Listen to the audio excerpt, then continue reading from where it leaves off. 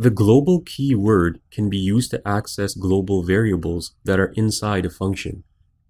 In this example, we have two global variables, x and y. X with a value of 30 and y with a value of 20. Inside the function named test1, we've used the global keyword to access the values of variable x and y.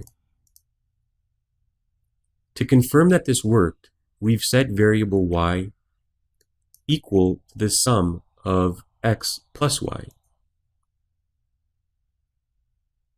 So we'll go ahead and execute this function by calling function test1, and also by outputting the new value of variable y, which we know should be 50, which is 30 plus 20.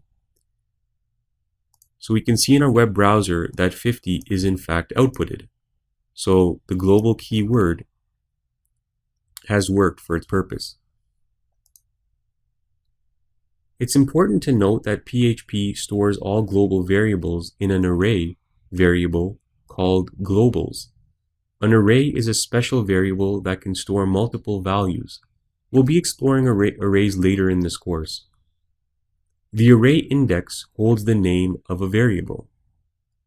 So we can rewrite our existing code as follows.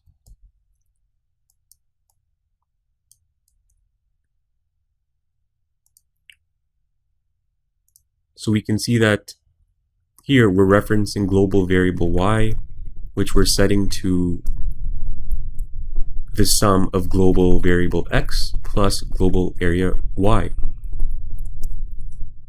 And once again, the output should be the exact same, 50.